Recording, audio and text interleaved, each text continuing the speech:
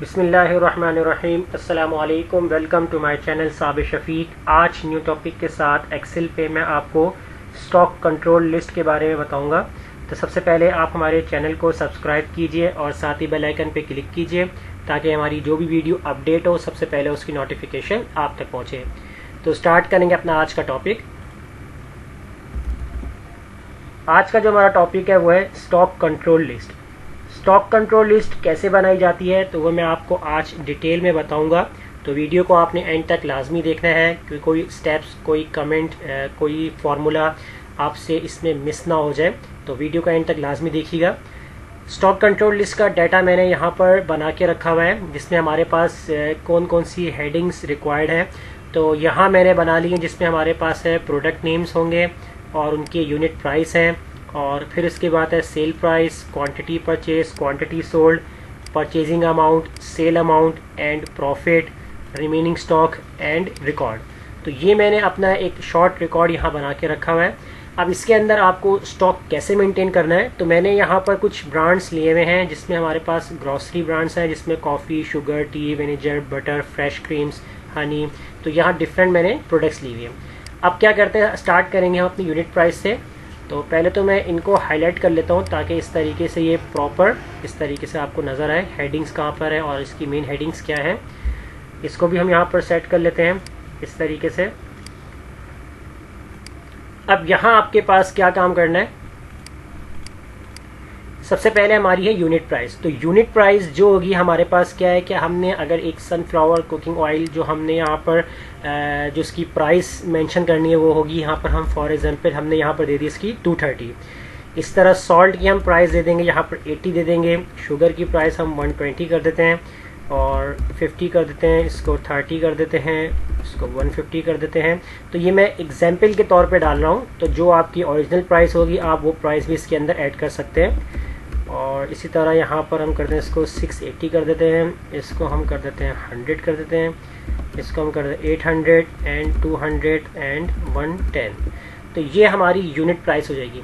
अब unit price के बाद हमारे पास आ रही है यहाँ पर सेल प्राइस। तो सेल प्राइस क्या चीज़ है और यूनिट प्राइस क्या चीज़ है। अगर आपके पास कोई भी एक इनिशियल प्रोडक्ट होती है तो उस प्रोडक्ट की अगर प्राइस है 230 तो जाहिर है कि आप अपनी प्रोडक्ट को उसी रेट के अंदर कभी भी सेल नहीं करेंगे। आप हमेशा उस रेट से ज़्यादा रेट लगाकर सेल करेंगे क्योंकि तभी आपको आपकी स्टॉक में आपका प्रॉफिट भी निकलेगा। अदरवाइज़ अगर आप सेम रेट में अगर आप सेल करते हैं तो उसमें कोई भी आपका प्रॉफिट का चांस नहीं है। अब यहाँ हम सेल प्राइस जो लगा रहे हैं कि हमने परचेज जो हमने इसकी अमाउंट देखी थी, जो ऑयल है उसकी अमाउंट 230 थी, तो अब हम इसको सेल पे लगाएंगे वो हम यहाँ पर रख देंगे इसको 250 और इस तरह इसको हम कर देंगे यहाँ पर 120, इसको हम दे देते हैं 150। तो डिफरेंट हम यहाँ पर प्राइस दे देते हैं।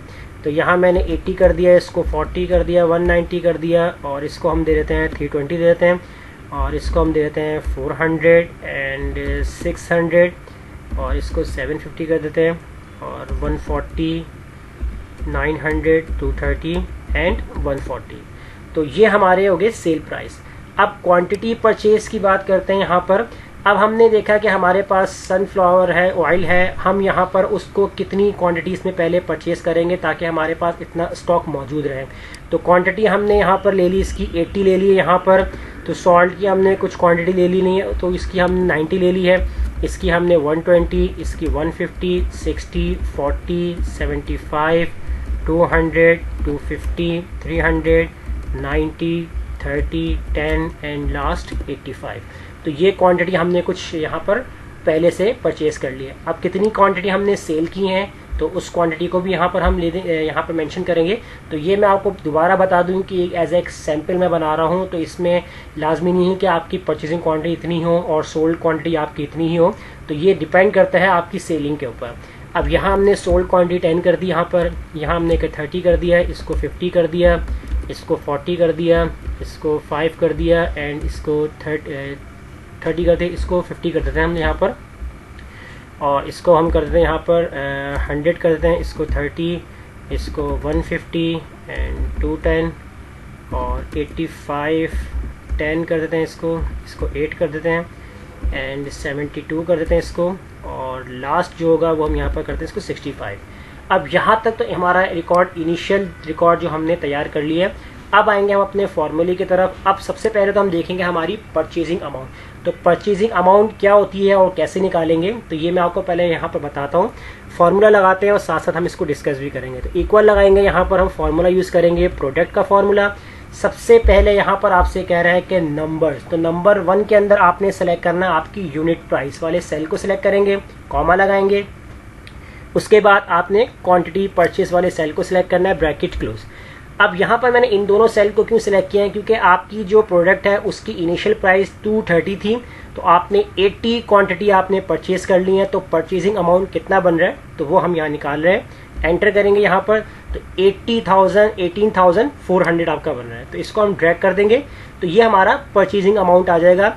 80 सॉल्ट की कीमत है, जिसकी प्राइस जो हमारा मेंशन है, हमने 90 क्वांटिटी परचेज कर ली है, उस 90 की अमाउंट कितनी बन रही है, 7,200 बन रही है।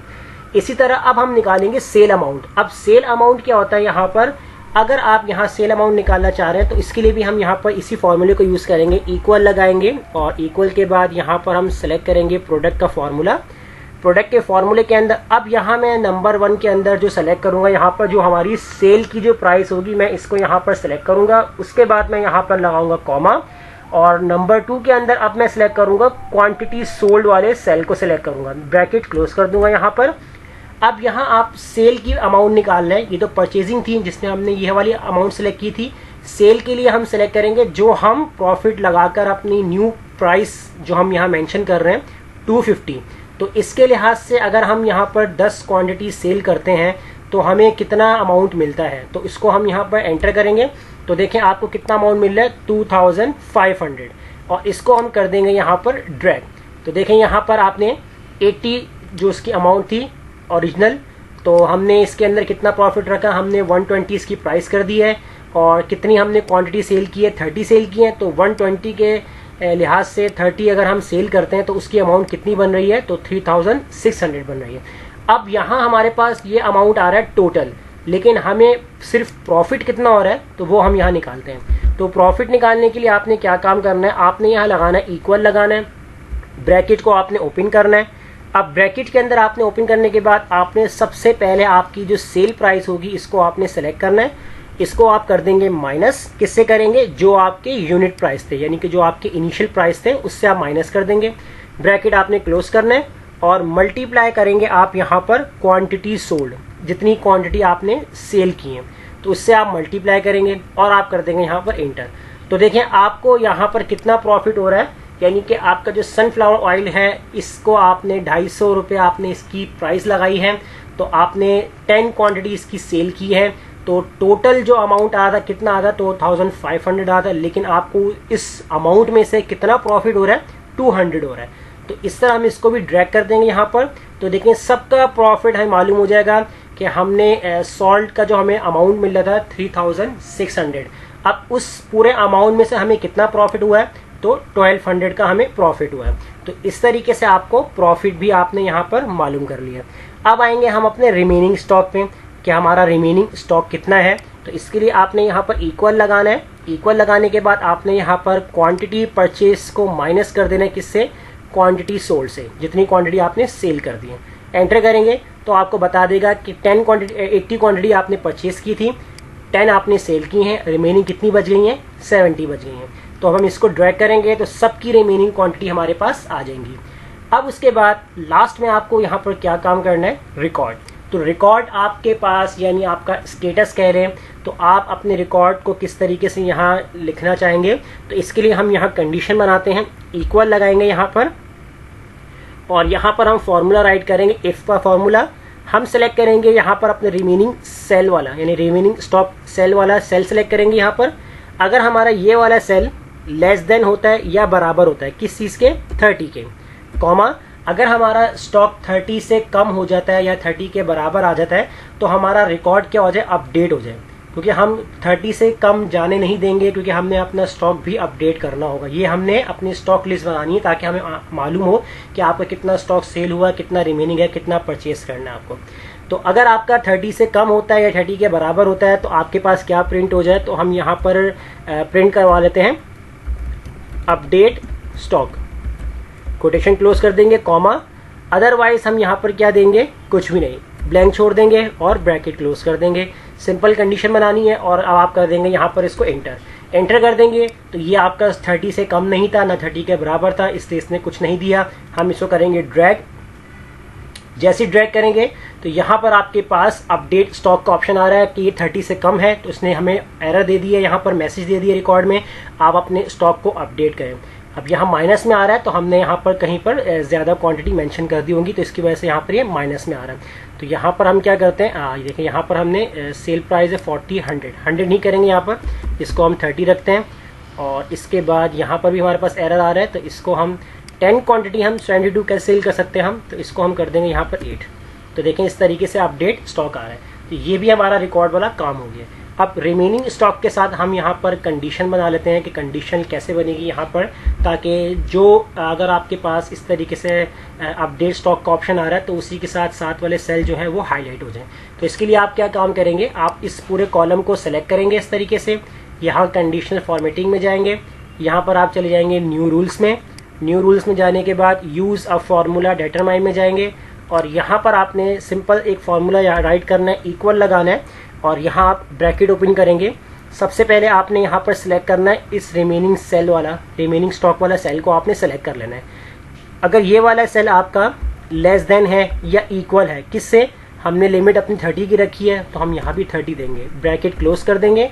और याद रहे आपको रॉ से ये डॉलर का साइन हटा देना है, क्योंकि आपको रॉ को फ्रीज नहीं करना, इसलिए आपने डॉलर का साइन हटा देना है यहाँ से। अब उसके बाद आप फॉर्मेटिंग दे दें यहाँ से, जो आपको फॉर्मेट रखना है। तो मैं फॉर्मेट दे देता हूँ, यहाँ से सेलेक्ट कर लेता हूँ फॉर्मेट पे।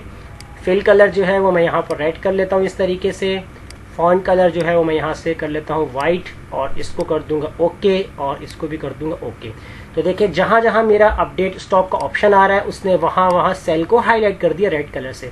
अब यहाँ देखें एग्जांपल देख लेते हैं, जैसे हमने यहाँ पर परचेज किया है 75, 30 हमने सेल किया है। अगर हम यहाँ पर 30 के बजाय कर देते हैं 70, तो देखिए 70 सेल कर दिया। अब रिमेनिंग कितने रह गए, 5 रह गए। तो अपडेट आ चुका हमारे पास कि ये वाला स्टॉक भी आपको अपडेट करना है। तो इस तरीके से प्रॉपर आप कंट्रोल लिस्ट बना सकते हैं। अब उसके बाद यहाँ पर आप इनका टोटल निकालना चाहे तो टोटल भी आप निकाल सकते हैं यहाँ पर। तो टोटल के लिए आप यहाँ पर इस तरीके से डाल दें, जैसे यूनिट प्राइस है, सेल प्राइस है, परचेज क्वांटिटी कितनी की है, तो यहाँ पर आप लगा लें सम का फॉर्मूला और इस पूरे कॉलम को सेलेक्ट करें इस तरीके से, ब्रैकेट क्लोज एंटर, और यहाँ से इसको उठाकर ड्रैग कर दें ताकि सबके ऊपर अप्लाई हो जाए। और यहाँ पर हम हेडिंग डाल देते हैं इस तरीके से टोटल की,